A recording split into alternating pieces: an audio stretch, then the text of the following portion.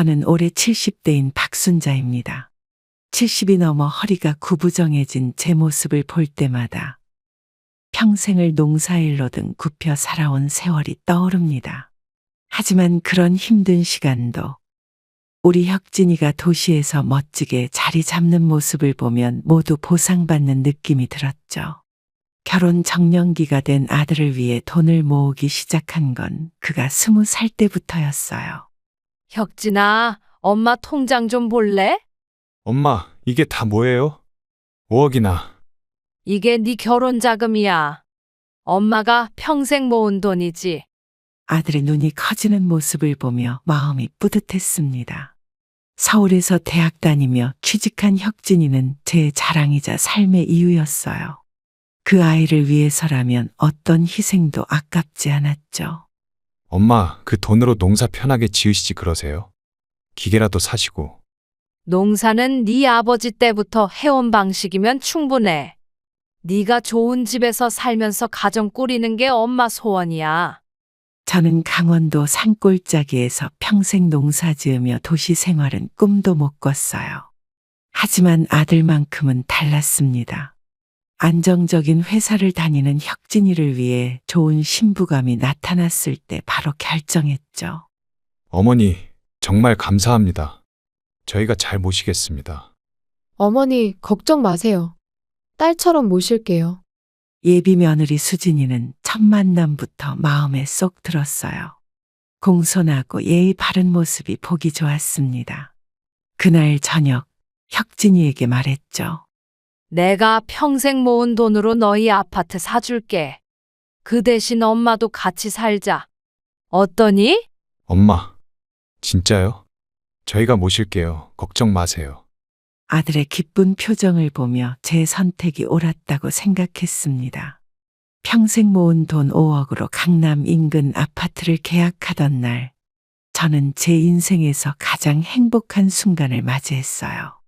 혁진이와 수진이가 행복하게 사는 모습을 지켜볼 수 있다는 생각에 가슴이 벅차올랐죠. 혁진이의 결혼식은 생각보다 빨리 다가왔어요. 꽃 장식이 가득한 예식장에서 아들이 턱시도를 입고 있는 모습을 보니 제 마음이 벅차올랐습니다. 신부 수진이는 하얀 웨딩드레스를 입고 정말 천사 같았죠. 어머니, 오늘 정말 예쁘세요. 아이고, 내가 뭐가 예쁘겠어. 오늘의 주인공은 니네들이지. 아닙니다. 어머님이 없으셨다면 저희가 이렇게 좋은 출발을 할 수 없었을 거예요. 식이 끝난 후 피로 현장에서 수진이가 슬쩍 제게 다가와 손을 잡았습니다. 그 따뜻한 손길에 마음이 놓였어요. 저는 그 순간 가족이 한 명 더 생겼다는 행복감에 젖었죠. 수진아, 너희들만의 공간도 필요하고 나도 혼자 있는 시간이 필요할 테니 작은 방만 내 공간으로 쓸게. 어머님, 그러지 마세요. 큰 방 쓰셔야죠. 아니야, 나는 작은 방이 편해. 시골에서도 늘 작은 방에서 지냈으니까. 수진이는 눈물을 글썽이며 제 팔을 꼭 붙잡았어요. 마치 오랜 친구처럼 느껴졌습니다. 이런 며느리를 얻게 되어 정말 복이 많다고 생각했죠. 어머니, 저희가 잘 모시겠습니다. 걱정 마세요. 그래, 믿는다. 우리 셋이 행복하게 지내자. 혁진이가 다가와 우리 둘을 안았습니다. 제 인생에서 가장 따뜻한 순간 중 하나였어요. 아파트 열쇠를 아들 내외에게 건네며 가슴속으로 기도했죠. 엄마, 평생 농사 짓느라 고생 많으셨죠? 이제는 편히 쉬세요. 아들, 엄마는 네가 잘 되는 모습만 봐도 다 보상받은 기분이야. 결혼식이 끝나고 새 아파트로 짐을 옮기는 날, 저는 작은 트럭에 제 인생의 모든 것을 싣고 서울로 향했어요. 시골집을 떠나는 건 서글펐지만 아들과 며느리와 함께할 새 삶에 대한 기대가 더 컸습니다. 고향을 떠나며 마지막으로 텃밭을 바라보는데 묘하게 불안한 예감이 들었죠. 하지만 그런 생각은 금방 떨쳐버렸어요. 새 출발을 앞둔 설렘으로 마음을 가득 채웠습니다. 새 아파트에서의 첫 몇 개월은 꿈같이 행복했어요. 아침이면 수진이가 준비한 밥상에 셋이 둘러앉아 하루를 시작했습니다. 저는 예전처럼 일찍 일어나는 습관이 남아 있었죠. 어머님, 벌써 일어나셨어요? 제가 아침 준비할게요. 괜찮아, 수진아. 나도 할 일이 있어야 심심하지 않지. 아니에요. 어머님은 평생 고생하셨으니 이제 좀 쉬세요. 저 정도는 해야죠. 그래, 고마워. 우리 며느리가 제일 착하네. 혁진이는 매일 아침 출근 전 저를 꼭 안아주며 인사했습니다. 그 따뜻한 포옹이 하루를 시작하는 힘이 되었어요. 시골과 달리 할 일이 많지 않았지만 아파트 단지 주변에 작은 텃밭을 분양받아 가꾸며 소소한 재미를 찾았죠. 엄마, 텃밭에서 키운 상추 정말 맛있어요. 그러게. 마트에서 사는 것보다 확실히 신선하고 맛있네. 어머님 손맛이죠. 농사 50년 하셨으니 다르잖아요. 아이고, 별거 있나. 흙이 좋아서 그렇지. 저녁이면 제가 텃밭에서 가져온 채소로 찌개를 끓여 정성껏 차렸습니다. 수진아, 니는 회사 일 힘들 텐데 집안일까지 하려면 너무 버거울 거야. 집안일은 내가 할게. 아니에요. 어머님이 계셔서 정말 든든해요.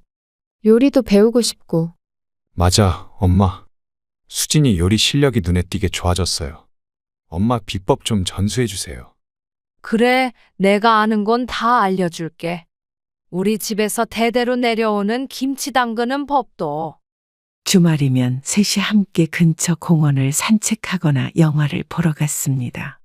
혁진이는 종종 우리 가족이 최고야 라며 저와 수진이의 어깨를 동시에 안았어요.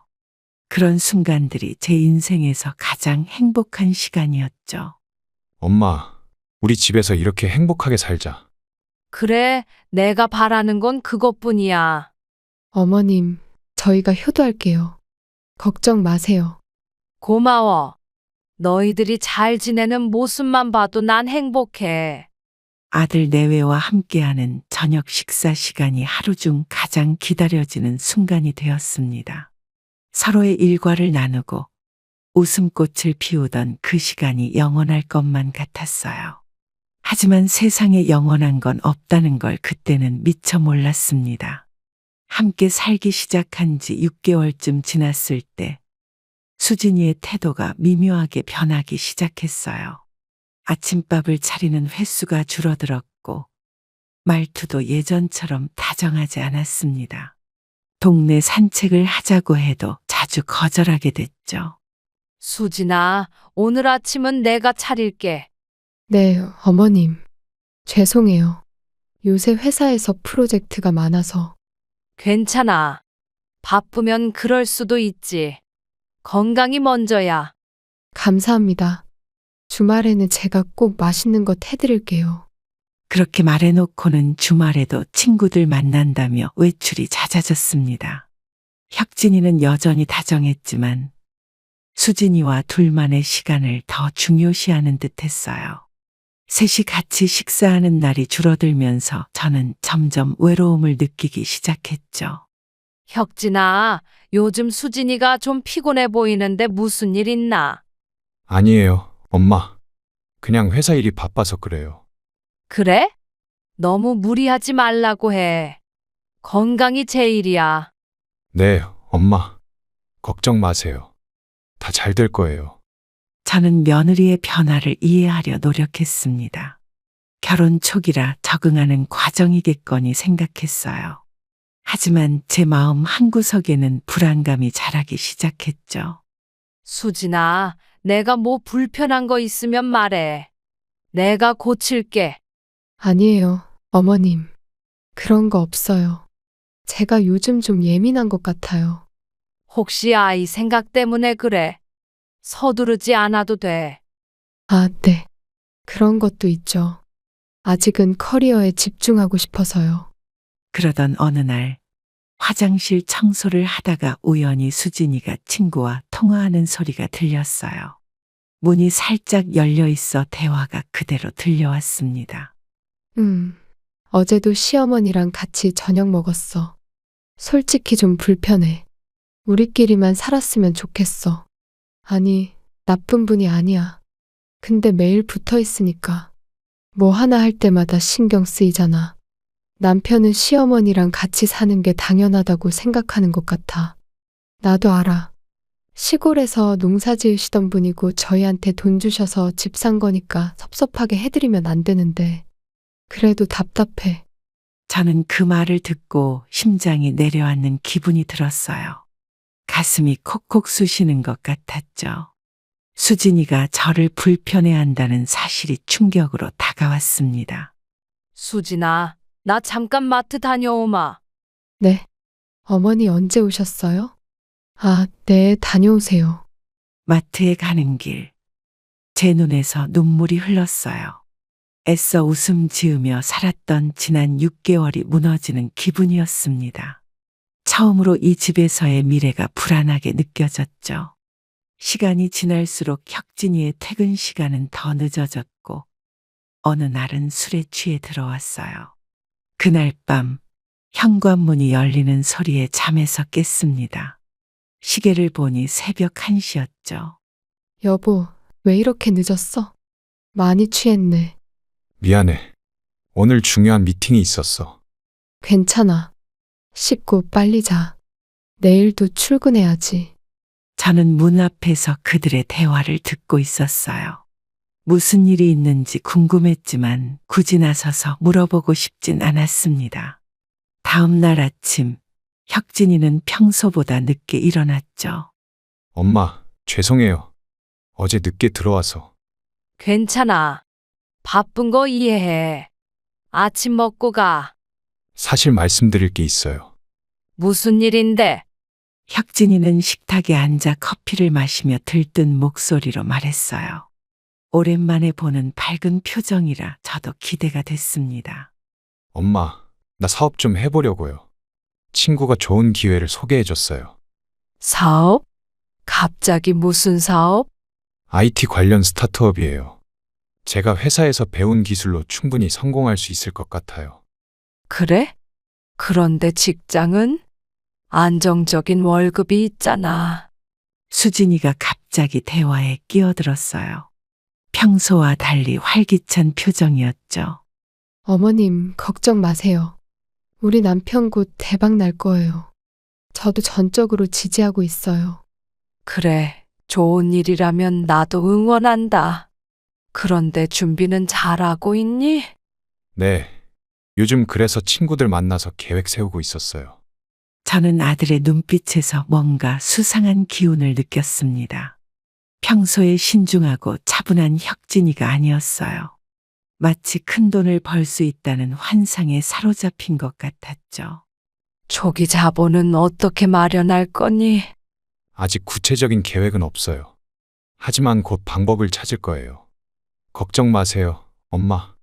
수진이는 남편의 어깨를 토닥이며 희미하게 웃었어요.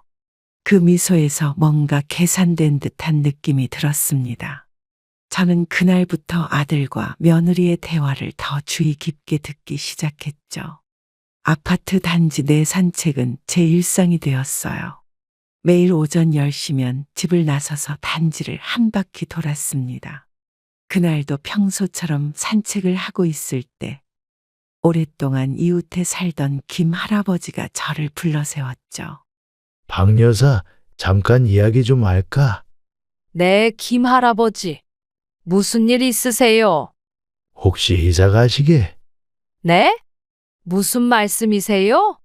저희 이사 계획 없는데요. 김 할아버지는 주변을 둘러보더니 목소리를 낮추었어요. 그 모습에 저도 긴장이 되었습니다. 요 며칠 아들 내외가 부동산 드나드는 걸 봤네. 어제도 우리 단지 안미래 부동산에 들어가는 거 봤어. 무슨 소리세요? 그럴 리가 없는데요. 착각하신 거 아닐까요? 내 눈이 나빠도 그 정도는 정확히 봤네. 며느리가 먼저 들어가고 아들이 뒤따라 들어가더군. 정말요? 혹시 다른 사람 아니었을까요? 아니야, 확실해. 박 여사 아들 키 크고 안경 쓴 거 맞지? 며느리는 단발머리에 예쁘장하고. 가슴이 철렁 내려앉았어요. 분명 우리 아들과 며느리가 맞았습니다. 그런데 왜 부동산에 갔을까? 혹시 사업 자금을 마련하기 위해? 김 할아버지, 말씀 감사해요. 제가 한번 물어볼게요. 미안하네. 괜히 걱정 끼쳤나? 혹시 오해일 수도 있고. 그냥 이웃이라 알려드리는 게 도리인 것 같아서. 아니에요. 정말 고맙습니다. 저도 모르는 일이라서. 박 여사, 혹시 무슨 일 있으면 언제든 말해. 내가 도울 수 있는 거 있으면 돕겠네. 김 할아버지와 헤어진 후 제 발걸음은 자연스레 미래부동산으로 향했어요. 가게 앞에 서서 안을 들여다보니 중년의 남자가 컴퓨터 앞에 앉아 있었습니다. 안녕하세요. 무엇을 도와드릴까요? 아, 네. 혹시 이 근처 매물 좀 볼 수 있을까요? 네, 어떤 매물을 찾으세요? 전세요? 매매요? 매매요. 이 아파트 단지 매물이 있나 해서요. 아, 마침 좋은 매물이 하나 들어왔어요. 33평형이에요. 부동산 직원이 보여준 매물 사진을 보는 순간 제 심장이 멎는 것 같았어요. 그 집은 다름 아닌 우리 집이었습니다. 사진 속에는 제가 직접 고른 커튼과 소파까지 그대로 찍혀 있었죠. 이 집 언제 내놓은 건가요? 사흘 전이요. 급매물이라 관심 많으실 거예요. 벌써 몇 분이 보러 오셨어요. 저는 아무 말도 못한 채 부동산을 빠져나왔습니다. 머릿속이 하얘지면서 다리에 힘이 풀렸어요. 집으로 돌아가는 길, 제 마음은 폭풍우 치는 바다처럼 요동쳤습니다. 집으로 돌아오는 길에 쓰레기 분리수거장에 들렀어요. 음식물 쓰레기를 버리려고 뚜껑을 열다가 우연히 구겨진 전단지 하나가 눈에 들어왔습니다. 평소라면 지나쳤겠지만 그 종이에 적힌 숫자가 익숙해 보였죠. 이게 뭐지?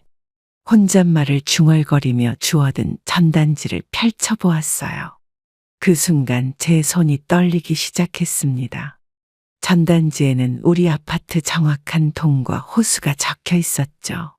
103동 1502호, 33평 남양, 7억 금매. 제 머릿속이 하얘졌어요. 분명 제가 평생 모은 돈으로 산 우리 집이었습니다. 주소도, 평수도, 층수도 모두 일치했죠. 이게 무슨 일이지?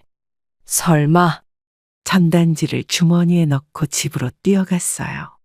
현관문을 열자 수진이가 부엌에서 뭔가를 하고 있었습니다.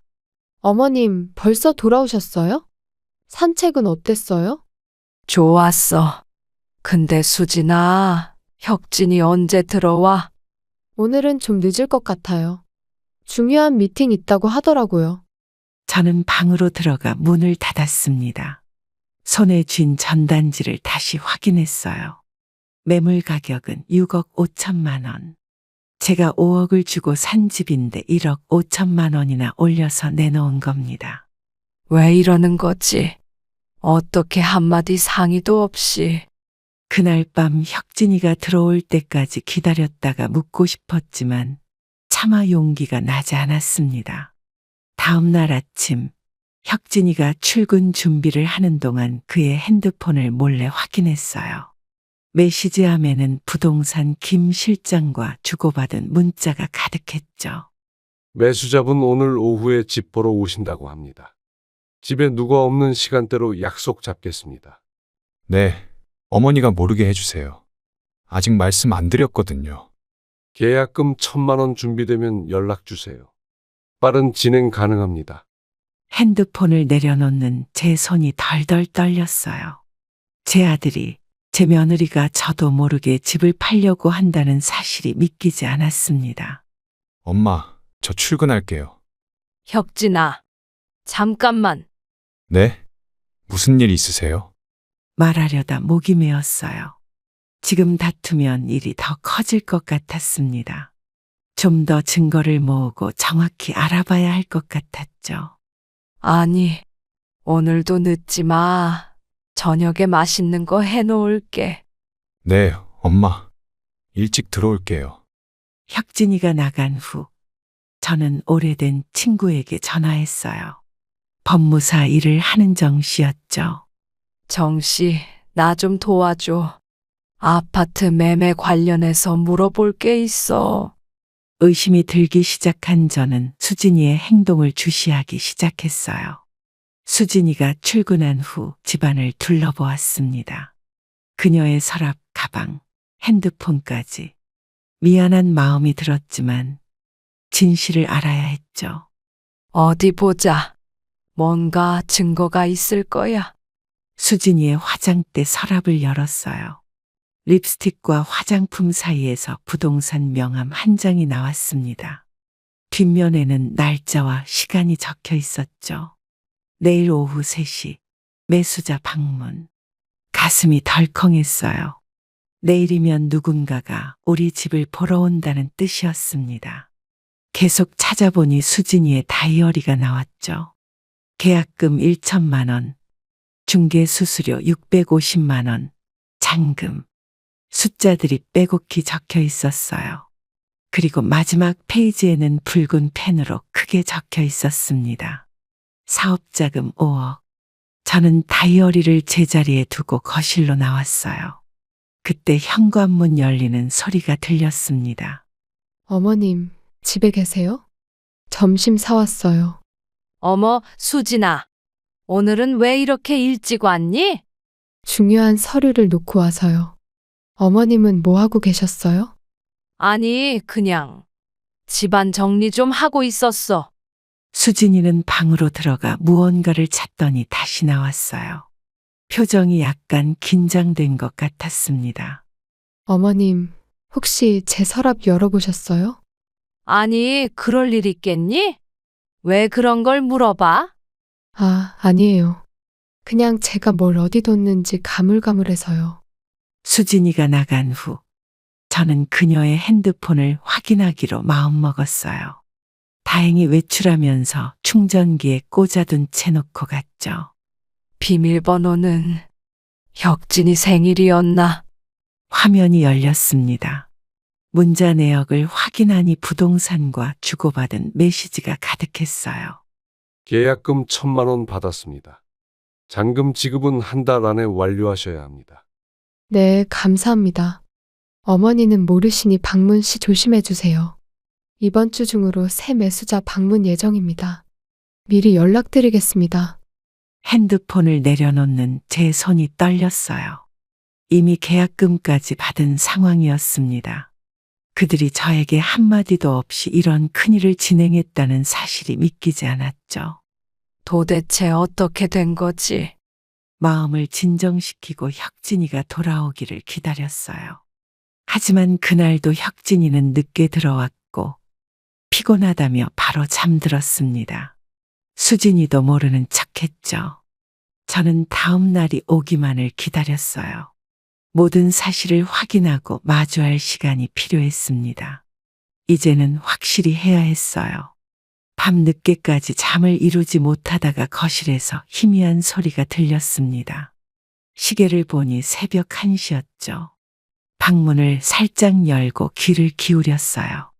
여보, 어머님한테 언제 말할 거야? 계약금도 받았는데. 좀 더 기다려. 적당한 타이밍에 말할게. 무슨 타이밍? 이미 계약금까지 받았잖아. 매수자도 서두르고 있어. 알아.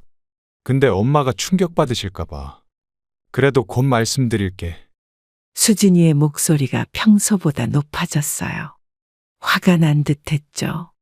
당신 엄마가 이해 못 하실 거라고 생각해? 사업자금 마련하려면 빨리 진행해야지. 어차피 더 좋은 집으로 모셔드릴 거잖아. 그건 그렇지만 당신 사업이 성공하면 어머님도 더 좋은 곳에서 사실 수 있어. 잠깐의 불편함은 참으셔야지. 알았어. 이번 주말에 말씀드릴게. 그때까지만 기다려줘. 저는 심장이 빠르게 뛰는 것을 느꼈어요. 그들의 대화를 더 듣고 싶었지만 갑자기 발소리가 가까워졌습니다. 누가 있나? 혁진이의 목소리에 저는 재빨리 침대로 돌아가 이불을 덮었어요. 문틈으로 혁진이가 거실을 살피는 모습이 보였죠. 잠시 후 그가 다시 안방으로 들어갔습니다. 아무도 없어. 착각했나 봐.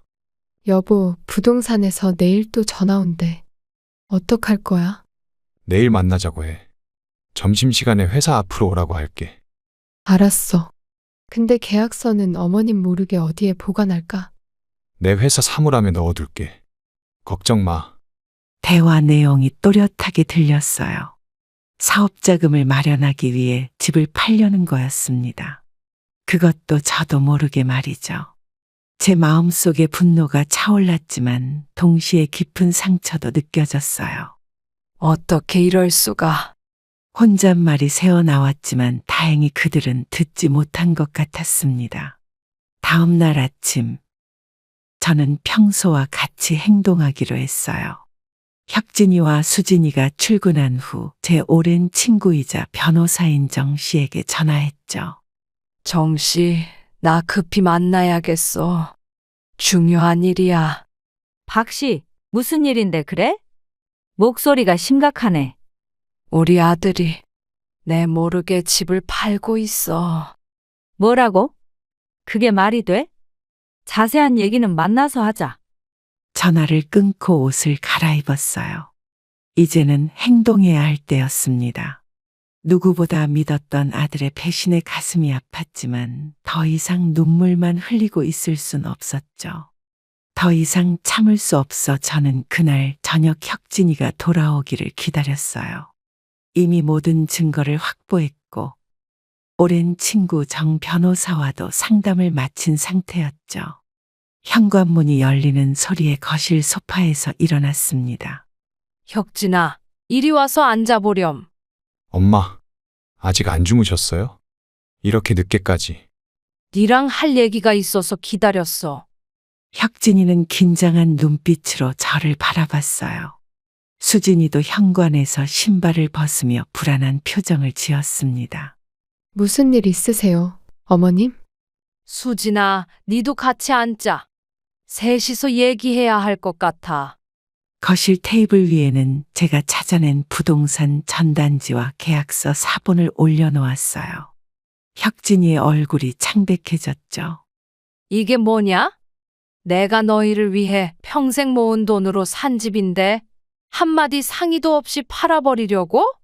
엄마, 이거 어떡해. 어떻게 알았냐고? 동네 어르신이 알려주셨어. 부동산에도 가보고 네 핸드폰도 봤다. 혁진이는 당황한 눈빛으로 수진이를 쳐다봤어요. 수진이는 아무 말도 하지 못한 채 고개를 숙였죠. 말해봐, 혁진아. 왜 이런 짓을 한 거야? 엄마, 사실은 제가 사업을 시작하려고요. 좋은 기회가 생겼는데 초기 자본이 필요해서. 그래서 내 집을 팔아? 내가 네 평생 직장 포기하고 위험한 사업하라고 이 집을 산 줄 알아? 수진이가 갑자기 끼어들었어요. 표정이 단호했습니다. 어머님, 저희도 계획이 있어요. 사업이 잘 되면 더 좋은 집으로 모실 생각이었어요. 더 좋은 집? 그게 언제 일인데? 사업이 성공할 거란 보장은? 혁진이의 태도가 갑자기 바뀌었어요. 처음엔 당황했지만 이제는 다소 뻔뻔한 말투로 바뀌었죠. 엄마, 솔직히 이 아파트 내 명의로 되어 있잖아. 부모님 돈이지만 법적으로는 내 집이고 내 마음대로 해도 되는 거 아니야? 그 말을 듣는 순간 저는 가슴이 찢어지는 듯했어요. 평생을 사랑으로 키운 아들이 이렇게 변할 수 있다는 게 믿기지 않았습니다. 네가 지금 뭐라고 했니? 이게 네 집이라고? 법적으로는 그렇잖아요, 엄마. 명의가 제 앞으로 되어 있다고 말씀하셨으니. 혁진아, 네 입으로 그런 말이 나오다니. 내가 그동안 뭘 위해 살아온 줄 알아? 수진이는 남편의 어깨에 손을 올리며 제게 말했어요. 어머님, 너무 감정적으로 반응하지 마세요. 이건 우리 가족의 미래를 위한 결정이에요. 가족? 그렇게 중요한 결정을 가족 중 한 명은 완전히 제외하고 내렸다면 그게 정말 가족이라고 할 수 있니? 방 안에 무거운 침묵이 흘렀어요. 혁진이와 수진이는 서로 눈빛을 주고받으며 무언가를 생각하는 것 같았습니다. 혁진이는 처음엔 당황했지만 이제는 완전히 다른 사람이 된 것 같았어요. 제가 알던 효자 아들은 온데간데 없고 뻔뻔한 표정으로 저를 바라보고 있었습니다. 잠시 침묵이 흐른 후 그가 입을 열었죠. 엄마, 사실 이런 식으로 알게 될 줄은 몰랐어요. 곧 말씀드릴 계획이었는데. 언제? 이미 계약금까지 받았는데 언제 말할 생각이었어? 다음 주에요. 사업 계획을 좀 더 구체화한 다음에 설명드리려고 했어요. 저는 고개를 저었어요. 아들의 말 한마디 한마디가 변명으로만 들렸죠. 그래서 네 사업이 뭔데? 그렇게 큰 돈을 들여서 시작해야 하는 사업이? 저번에도 말씀드렸잖아요. IT 회사예요. 제 대학 동기가 기술력은 있는데 자본이 없어서 저한테 제안했어요. 그 친구 믿을 만한 사람이야? 당연하죠. 이미 작은 규모로 시작해서 성과도 있어요. 투자만 되면 금방 크게 성장할 거예요. 수진이가 갑자기 끼어들었어요. 그녀의 눈빛은 냉정했습니다. 어머님, 사실 이건 우리 부부가 오랫동안 꿈꿔온 일이에요. 월급쟁이로 살다가는 절대 큰 돈 못 모아요. 그래서 내가 평생 모은 돈으로 산 집을 팔아서라도 사업을 해야 한다. 솔직히 말하면, 네. 기회가 왔을 때 잡아야 해요. 나중에 어머님도 더 좋은 환경에서 모실 수 있을 거예요. 혁진이는 점점 더 자신감 있는 태도로 변했어요. 마치 자기 행동이 정당하다고 믿는 것 같았죠. 엄마, 이 집은 법적으로 내 명이잖아요. 엄마 돈으로 샀지만 결국 내 집이고, 솔직히 내가 어떻게 하든 문제될 게 없어요. 뭐라고? 네가 지금 무슨 말을 하는 거니? 현실적으로 말씀드리는 거예요.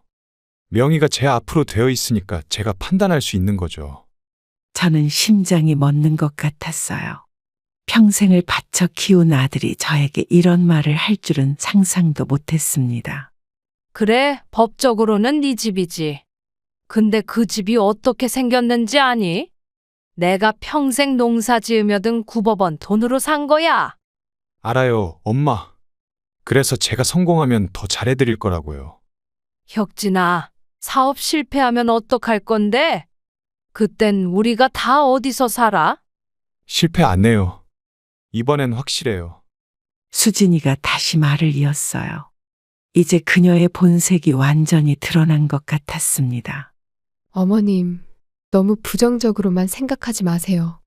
이건 우리 가족 모두를 위한 결정이에요. 그럼 왜 나한테는 말도 안 했어? 가족이라면서? 솔직히, 어머님이 반대하실 걸 알아서요. 어르신들은 항상 안정만 찾잖아요.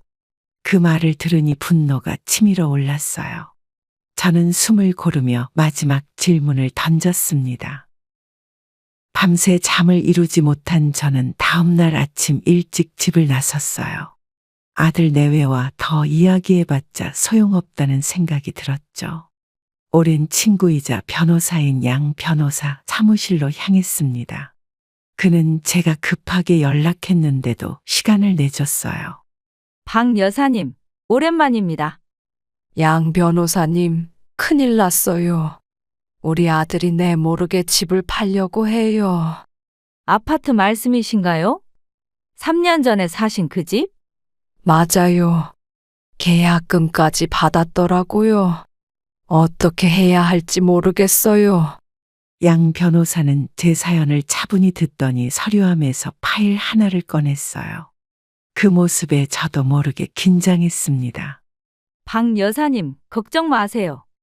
어머니께서 지난번 방문 때 지분의 70%를 남겨두신 게 정말 현명한 판단이셨습니다.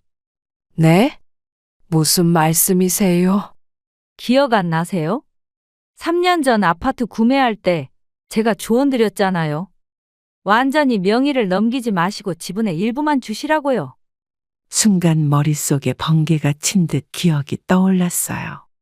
양 변호사의 조언에 따라 아들에게는 명의를 다 넘긴 것처럼 서류만 보여주고 실제로는 지분 70%를 제 이름으로 남겨두었던 거죠.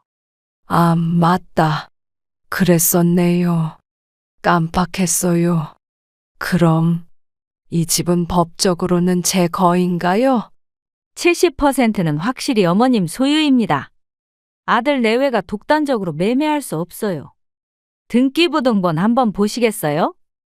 양 변호사가 모니터를 돌려 보여준 등기부등본에는 분명 소유자 박영숙 집은 70%, 김혁진 집은 30%이라고 적혀 있었습니다. 저도 완전히 잊고 있었네요. 아들이 자기 것이라고 우기길래 아마 아드님도 모르시는 것 같네요. 당시 설명은 했지만 서류를 꼼꼼히 안 살펴보셨나 봐요. 그럼 이 계약은 무효인가요? 당연하죠. 소유자의 동의 없이 이루어진 계약이니까요. 내용 증명을 준비해 드릴게요. 저는 눈물이 핑 돌았어요. 아무리 혼란스러운 상황에도 아들을 위해 미리 준비해 두길 정말 잘했다는 생각이 들었죠. 양 변호사님, 정말 감사합니다. 이제 어떻게 해야 할까요? 일단 등기부등본 사본을 가지고 가세요. 아드님께 보여드리고 매수자와 연락해 계약이 불가능함을 알려야 합니다. 제가 법적 대응 준비를 도와드릴게요. 사무실을 나서는 제 발걸음이 한결 가벼워졌어요. 마치 무거운 짐을 내려놓은 듯한 기분이었습니다. 이제 아들에게 진실을 알려줄 시간이었죠. 변호사 사무실에서 나오는 길에 문득 3년 전 기억이 선명하게 떠올랐어요. 아파트를 구입하던 날, 양 변호사가 저에게 조언했던 말이 생각났죠. 당시 혁진이와 수진이는 서류 작업 중 잠시 나가 있었습니다. 그때 당시 변호사가 말했었습니다. 박 여사님, 한 가지 제안이 있습니다. 네, 말씀해 보세요. 아드님께 아파트를 모두 증여하시는 건 위험할 수 있어요. 혹시 모를 상황에 대비해 지분의 일부를 남겨두시는 게 어떨까요? 어떤 상황이요? 혁진이가 뭐 잘못할 것 같나요? 그런 건 아닙니다. 하지만 요즘 젊은 부부들 사이에서 벌어지는 일들을 보면 혹시 모를 불안한 경제적 문제가 생겼을 때 어머님의 권리를 보호할 필요가 있어요. 처음엔 망설였지만 그의 진지한 조언에 결국 동의했던 기억이 났어요. 대신 혁진이에게는 아파트를 완전히 증여한 것처럼 보이게 했죠. 그럼 어떻게 하면 될까요? 지분의 70%는 어머님 이름으로 남겨두고 30%만 아드님께 증여하세요. 아드님께는 나중에 말씀하셔도 되고 필요하다면 증여계약서만 보여드리면 됩니다. 아들을 속이는 것 같아 마음이 불편하네요. 속이는 게 아니라 보호하는 겁니다. 아드님이 정말 효자라면 문제될 일이 없을 테고 혹시라도 문제가 생기면 어머님을 지킬 수 있는 방패가 되어줄 거예요. 그날 저는 양 변호사의 조언대로 계약서를 작성했어요. 혁진이에게는 증여계약서만 보여주고 실제 등기부등본의 내용은 자세히 설명하지 않았죠. 아마도 그는 꼼꼼히 확인하지 않았던 것 같습니다. 양 변호사님, 그때 조언해 주셔서 정말 감사합니다. 다행이네요. 안 그랬으면 지금쯤 큰 곤란을 겪으셨을 테니까요. 근데 왜 저는 그 사실을 잊고 있었을까요? 나이가 들어 기억력이 떨어진 걸까요? 아니요. 아마도 아드님을 너무 믿으셔서 그런 대비책이 필요할 거라고 생각지 않으셨나 봐요.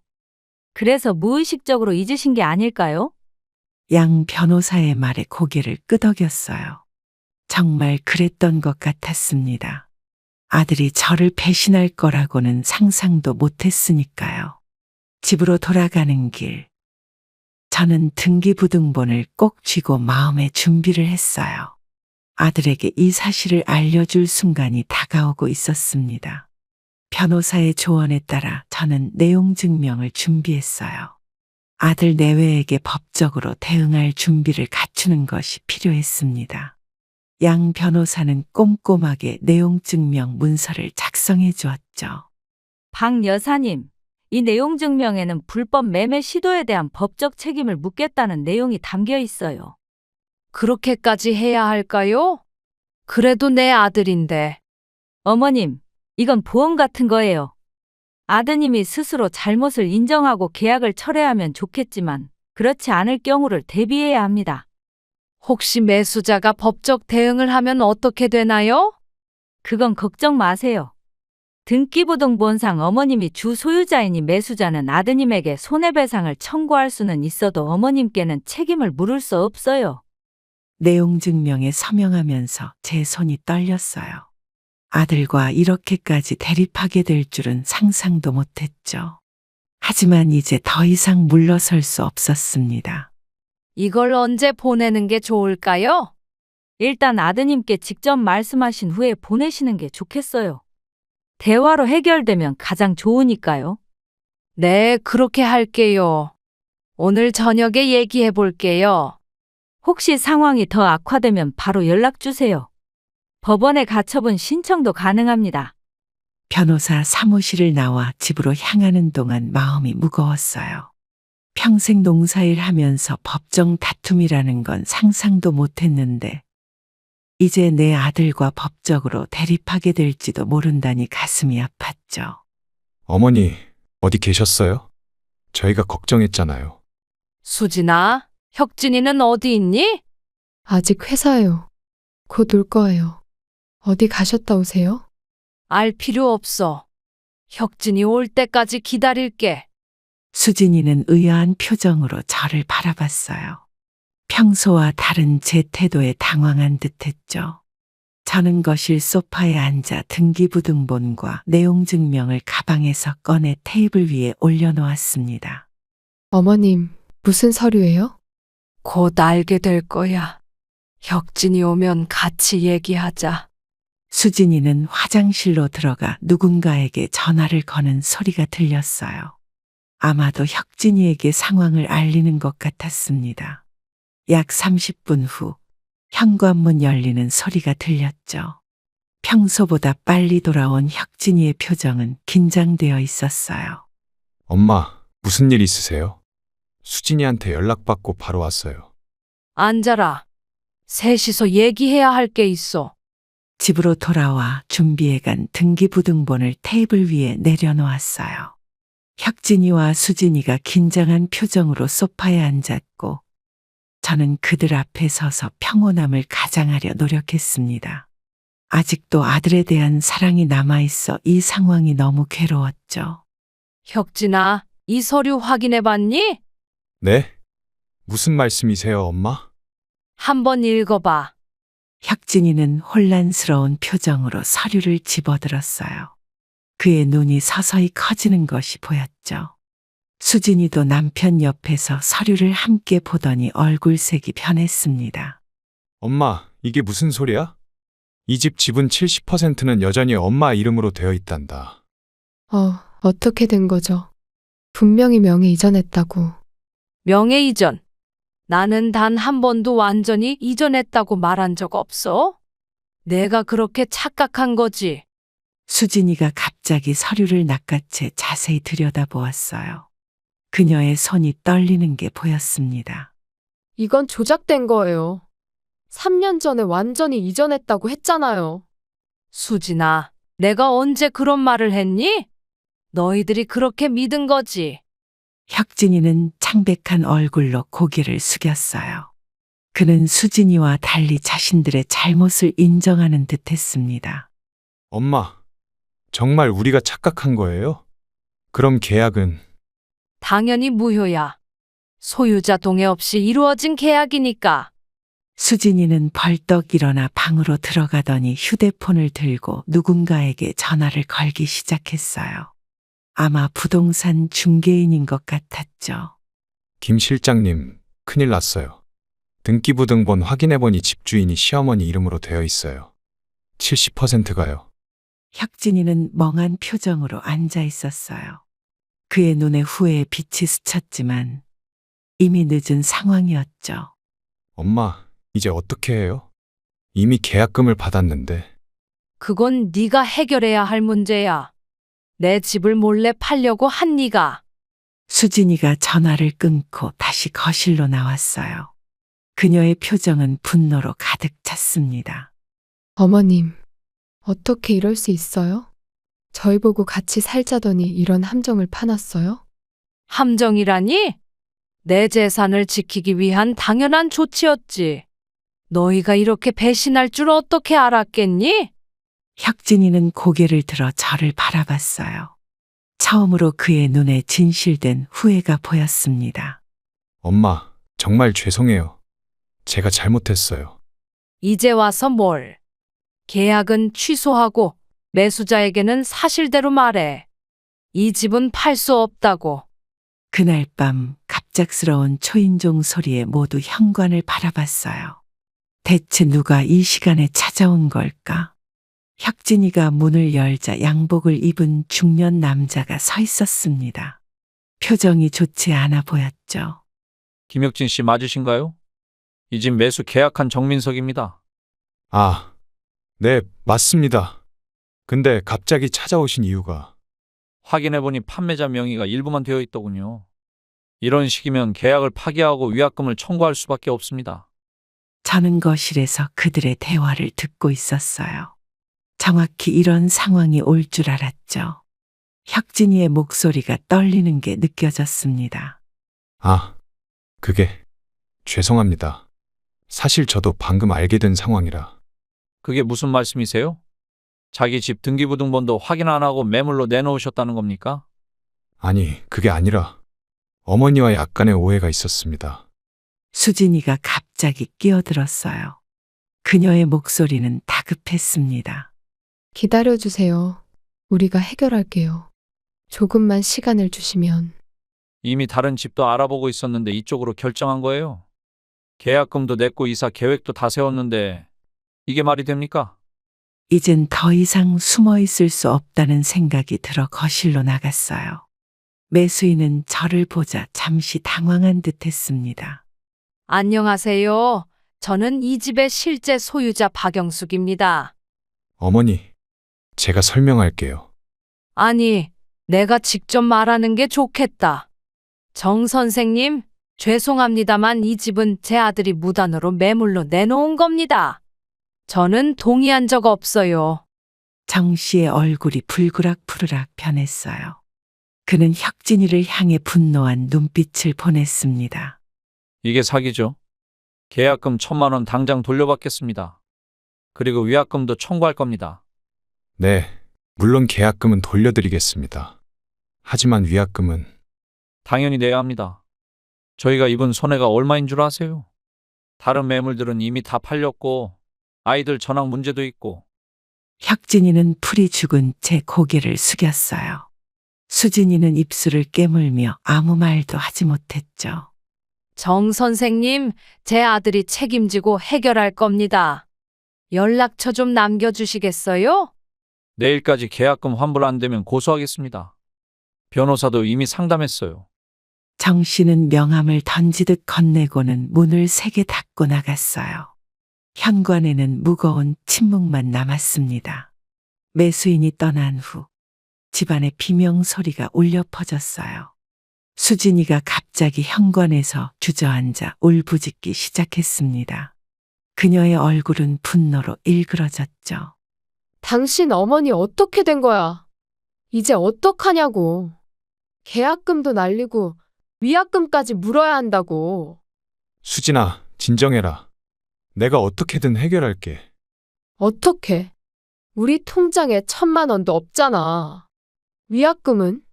5천만 원이라도 내라고 하면 어떻게 할 건데? 저는 거실 소파에 앉아 그들의 다툼을 지켜봤어요. 아들의 얼굴이 창백해지는 모습이 마음 아팠지만 이건 그들이 자초한 일이었죠. 수진아, 내가 잘못했어. 엄마한테 제대로 확인도 안 하고. 당신 말 믿고 이 지경이 됐잖아. 혁진이는 풀이 죽은 채 수진이의 분노를 고스란히 받아내고 있었어요. 평소 강단 있게 보였던 아들의 모습이 완전히 사라졌습니다. 어머님, 어떻게 이럴 수 있으세요? 처음부터 말씀해 주셨으면 이런 일 없었잖아요. 내가 말했다면? 너희가 내 모르게 집을 팔려고 하지 않았겠지. 그게 더 중요한 문제 아니니? 그건 그래도 이렇게 함정을 파놓다니. 함정이 아니라 나를 지키기 위한 최소한의 안전장치였어. 그리고 보라, 얼마나 필요했는지. 수진이의 눈에서 눈물이 흘러내렸어요. 하지만 그건 후회의 눈물이 아니라 분노와 좌절의 눈물처럼 보였죠. 당신 회사 대출 받을 수 있어? 아니면 친구한테 빌릴 수 있어? 회사는 안 될 것 같아. 사표 쓰기 직전이었으니까. 뭐? 사표를 썼다고? 미쳤어. 아직 안 썼어. 사업 시작하면 쓰려고 했지. 수진이는 머리를 감싸 쥐었어요. 그녀의 어깨가 떨리는 게 보였습니다. 이제 끝이야. 다 끝났어. 계약금, 위약금. 어떻게 감당해? 어머님 도와주실 수 없나요? 제발요. 저는 고개를 저었어요. 이번만큼은 단호하게 대처하기로 했습니다. 안 돼, 수진아. 너희가 저지른 일이니 너희가 해결해. 내가 평생 모은 돈으로 산 집을 너희가 몰래 팔려고 했는데 내가 왜 도와줘야 하니? 그럼 저희 어떻게 살아요? 당장 5천만 원을 어디서 구해요? 그건 너희가 생각할 문제야. 내일까지 계약금부터 해결하지 않으면 더 큰일 날 거야. 혁진이는 망연자실한 표정으로 방으로 들어갔어요. 수진이는 한참을 더 울더니 결국 현관 앞에서 일어나 화장실로 향했습니다. 저는 창밖을 바라보며 깊은 한숨을 내쉬었어요. 다음 날 아침, 혁진이가 제 방문을 조용히 두드렸어요. 언제 잠들었는지 기억도 나지 않지만 새벽녘에야 겨우 눈을 붙였던 것 같았죠. 현관에서 들리던 부부의 말다툼 소리가 새벽까지 이어졌었습니다. 들어와. 엄마, 정말 잘못했어요. 수진이가 자꾸 부추기기에 제가 너무 약해서. 또 남 탓이니? 수진이 탓하지 말고 네 잘못부터 인정해. 혁진이는 침대 옆에 무릎을 꿇고 앉았어요. 그의 눈은 붉게 충혈되어 있었고 수염도 제대로 깎지 않아 지저분해 보였습니다. 다 제 잘못이에요. 가족이라면 상의했어야 했는데 그러지 않았어요. 사업에 대한 욕심이 너무 컸던 것 같아요. 네 진심을 알 수 없구나. 진짜 반성하는 거야? 아니면 돈이 필요해서 그러는 거야? 엄마, 물론 계약금 문제가 있지만 정말 죄송해요. 제가 어떻게 그런 생각을 할 수 있었는지. 저는 아들의 얼굴을 가만히 바라봤어요. 어릴 적 순수했던 그 아이의 모습은 어디로 갔을까요? 지금 제 앞에 있는 사람은 마치 다른 사람 같았죠. 혁진아, 엄마가 평생 너를 위해 살아온 건 알지? 등 굽어가며 농사 지은 이유가 다 네가 잘 되길 바라서였어. 알아요, 엄마. 정말 제정신이 아니었던 것 같아요. 네 잘못을 남에게 돌리는 모습이 우리 혁진이가 아니구나. 혁진이의 눈에서 눈물이 흘러내렸어요. 그는 손등으로 급하게 닦아내며 고개를 들었습니다. 엄마, 이제 어떻게 하면 좋을까요? 계약금 1,000만 원을 당장 구해야 하는데. 구해보도록 해. 네가 성인이잖아. 엄마, 제발 한 번만 도와주세요. 앞으로 정말 잘할게요. 아니, 이번만큼은 안 돼. 네가 책임져야 해. 그래야 진짜 어른이 되는 거야. 혁진이는 흐느끼며 자리에서 일어났어요. 문 쪽으로 걸어가던 그가 문득 멈춰 섰습니다. 엄마, 수진이가 이 일이 해결 안 되면 이혼하겠대요. 그래? 어쩔 수 없지. 그게 네 인생이니까. 정말 도와주실 생각 없으세요? 없다. 내 마음 이제 완전히 떠났어. 아들이 방을 나간 후 저는 창밖을 바라봤어요. 아침 햇살이 밝게 빛나고 있었죠. 마음은 무거웠지만 이번 결정이 옳다고 생각했습니다. 때로는 사랑하는 사람도 놓아줄 줄 알아야 한다는 걸 이제야 깨달은 것 같았어요. 저녁 무렵 집안에 비명소리가 울려 퍼졌어요. 식사 준비를 하던 저는 깜짝 놀라 나이프를 떨어뜨렸습니다. 안방에서 들려오는 수진이의 목소리였죠. 나 이혼할 거야. 당신 같은 무능한 남편이랑은 더 이상 못 살아. 수진아, 제발 진정해. 우리 대화로 해결하자. 대화. 벌써 1,000만 원 날렸고 위약금으로 5천만 원까지 물어내야 한다는데 무슨 대화야. 저는 조용히 거실로 나와 상황을 지켜봤어요. 수진이는 캐리어에 자신의 옷가지를 마구 집어넣고 있었고, 혁진이는 그녀의 손을 잡으려 했지만 계속 뿌리쳐졌죠.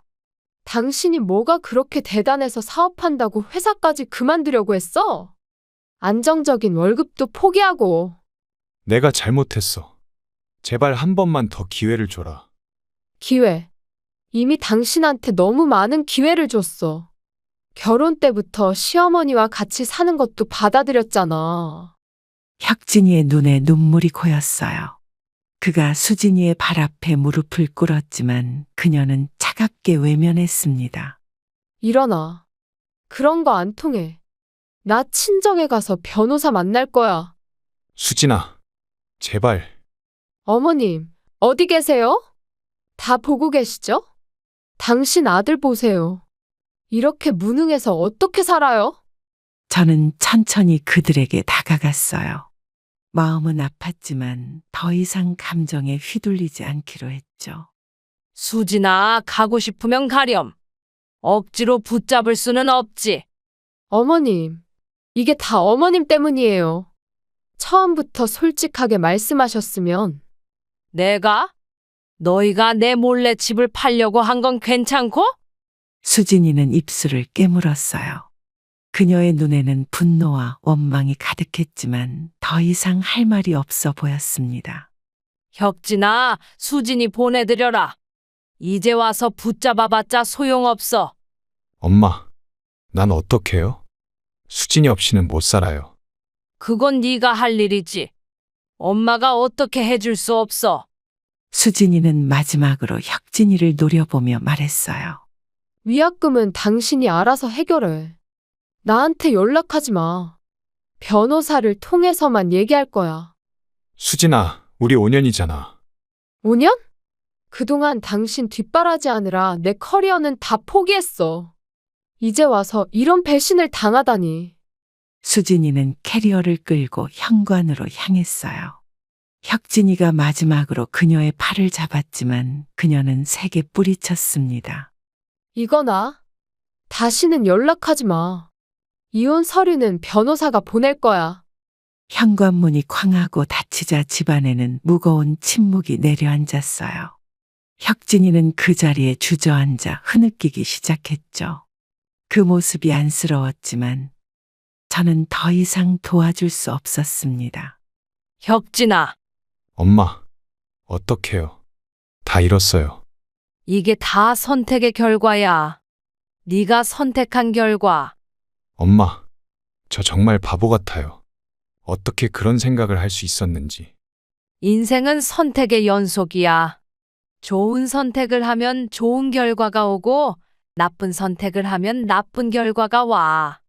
이번에 네가 잘못된 선택을 한 거지. 혁진이는 몇 분 동안 더 울다가 천천히 자리에서 일어났어요. 그의 눈은 부어 있었고 어깨는 축 처져 있었습니다. 엄마도 도와주실 생각 없으세요? 없다. 이제 네는 내 자식 아니다. 내가 다시는 이를 도울 일 없을 거야. 그 말을 듣고 혁진이의 얼굴이 창백해졌어요. 하지만 저는 단호했습니다. 때로는 가장 사랑하는 사람에게도 단호해야 할 때가 있는 법이죠. 수진이가 떠난 후 집안의 분위기는 완전히 달라졌어요. 정막이 감돌고 무거운 공기만 남았죠. 혁진이는 며칠 동안 회사에 출근하지 않고 방에만 틀어박혀 지냈습니다. 아침에 일어나 그의 방문을 두드려봐도 대답이 없었어요. 혁진아, 밥 먹어야지. 나왔다가 들어가도록 해. 먹을 생각 없어요. 그래도 뭐라도 먹어야 몸이 버티지. 네 건강 챙겨. 엄마, 내가 어떻게 이런 짓을 했는지 모르겠어요. 정말 미쳤었나 봐요. 문틈으로 그의 목소리가 들렸어요. 가냘프고 지친 목소리였습니다. 저는 문 앞에 잠시 서 있다가 부엌으로 돌아왔죠. 그가 스스로 이 상황을 극복하길 바랐어요. 일주일이 지나고 혁진이가 드디어 방에서 나왔습니다. 수염이 덥수룩하게 자란 얼굴이 초췌해 보였어요. 그는 거실 소파에 앉아 저를 바라봤죠. 엄마, 이제 어떻게 해야 할지 모르겠어요. 현실을 직시하는 게 먼저야. 지금 상황이 어떤지 정확히 알아야 해. 계약금 1,000만 원은 친구에게 빌려서 해결했어요. 그런데 위약금은 정 씨가 5천만 원을 요구해요. 그건 네가 해결해야지. 네 잘못으로 생긴 일이니까. 혁진이는 깊은 한숨을 내쉬었어요. 그의 눈에는 후회와 절망이 가득했습니다. 엄마, 나 이제 어떻게 살아야 할까요? 수진이도 가고 돈도 없고 회사도 결국 그만두게 됐어요. 뭐? 회사를 그만뒀다고? 네. 너무 많이 결근했더니 권고사직 됐어요. 사표는 안 썼지만 결국 저는 아들의 얼굴을 가만히 바라봤어요. 한때는 제 자랑이자 삶의 이유였던 아들이 이제는 완전히 무너져 내린 모습이었죠. 마음 한구석이 아팠지만 이번만큼은 단호하게 대처하기로 했습니다. 혁진아, 엄마가 평생 너를 위해 산 것 같지만 이제는 엄마 자신을 위해 살아야겠다. 이제 너는 네 길을 가거라. 엄마, 무슨 말씀이세요? 내 말 못 알아들었어? 이제 우리 각자의 길을 가자는 거야. 내 집에서 나가줬으면 해. 혁진이의 눈에 눈물이 고였어요. 그는 떨리는 목소리로 말했습니다. 그럼 저는 어디로 가야 해요? 갈 곳이 없어요. 그건 내가 해결할 문제야. 어른이면 자기 문제는 스스로 해결해야지. 엄마, 제발 한 번만 더 기회를 주세요. 정말 다시는 이런 일 없을 거예요. 미안하다, 혁진아. 이번엔 안 돼. 너무 큰 상처를 받았어.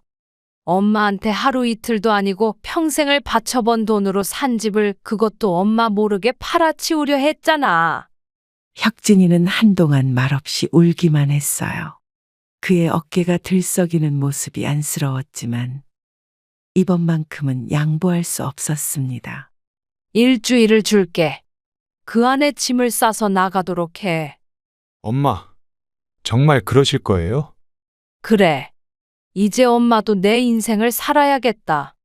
너를 위해 평생을 바쳤는데 그 대가가 이런 배신이었다니. 배신이 아니었어요. 그냥 실수였어요. 제가 잘못 생각했어요. 실수? 이런 큰일을 실수라고? 혁진아, 내 판단이 그렇게 흐려서야 어떻게 사업을 한다고 했니? 혁진이는 더 이상 말을 잇지 못했어요. 그는 천천히 자리에서 일어나 제 방으로 돌아갔습니다. 문을 닫는 소리가 들리고 이내 흐느끼는 소리가 들려왔죠. 밤이 깊어져도 저는 잠을 이루지 못했어요. 아들을 내보내는 건 제 인생에서 가장 어려운 결정 중 하나였지만 이제는 그렇게 해야 한다는 걸 알았습니다. 가끔은 사랑하는 사람을 놓아주는 것이 진정한 사랑일 수도 있다는 생각이 들었어요. 한 달이 지난 어느 아침, 혁진이는 짐을 모두 빼고 원룸으로 이사했어요. 마지막으로 현관에 서서 저를 바라보는 그의 눈에는 후회와 슬픔이 가득했습니다. 저는 담담한 표정을 유지하려 노력했지만 가슴 한구석이 저릿했죠. 그래도 가끔은 연락해도 될까요? 시간이 좀 필요해. 지금은 모든 게 너무 아프다. 문이 닫히고 혁진이의 발소리가 멀어졌어요. 빈 아파트에 홀로 남겨진 저는 이상하게도 무거운 짐을 내려놓은 듯한 홀가분함을 느꼈습니다. 그동안 얼마나 많은 스트레스를 받았던 걸까요? 저는 몇 년 동안 소홀했던 제 방을 정리하기 시작했어요. 오래된 옷장에서 젊은 시절 사진들을 발견했죠. 남편과 함께 찍은 사진, 어린 혁진이를 안고 있는 제 모습. 눈물이 나려는 걸 꾹 참았습니다. 이제 나를 위한 시간이야. 다음 날 아파트 단지 게시판에서 텃밭 가꾸기 모임 공고를 봤어요.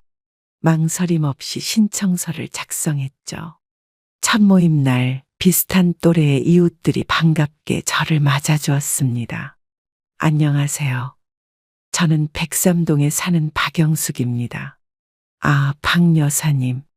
저는 백오동의 김순자예요. 텃밭 처음 해보세요? 아니요. 제가 원래 시골에서 농사를 지었거든요. 도시에 와서는 잠시 쉬었다가 다시 시작하려고요. 모임에서 만난 이웃들과 함께하는 시간이 즐거웠어요. 특히 김 할아버지와는 자주 이야기를 나누게 되었죠. 그는 제게 관심을 보였지만 저는 아직 마음의 준비가 되지 않았습니다. 박 여사, 요즘 얼굴이 편안해 보이네요. 네, 이제야 진짜 내 삶을 살고 있거든요. 그동안 아드님 때문에 고생 많으셨죠? 네. 하지만 이제는 그런 얘기 안 했으면 해요. 새로운 시작을 하고 싶어요. 김 할아버지는 이해한다는 듯 고개를 끄덕였어요. 그의 따뜻한 미소가 위로가 되었죠. 무조건적인 사랑과 희생보다 서로의 경계를 존중하는 관계가 더 건강합니다. 내 아들이라도, 내 부모라도 상대의 재산과 권리를 함부로 할 수는 없어요. 가장 중요한 건 나 자신을 위한 시간과 삶을 포기하지 않는 것입니다. 누군가를 위해 살다 보면 정작 나를 잃어버리기 쉽죠. 하지만 자신을 지키는 사람만이 진정으로 타인도 사랑할 수 있어요. 인생의 마지막 장을 쓰는 건 언제나 자신입니다. 저는 비로소 제 인생의 주인공이 되어 새 삶을 시작했어요. 가끔은 쓰라린 결정이 더 나은 미래를 가져온다는 것, 그것이 제가 배운 가장 큰 교훈입니다. 그럼 오늘도 행복한 하루 되시길 기원하겠습니다. 감사합니다.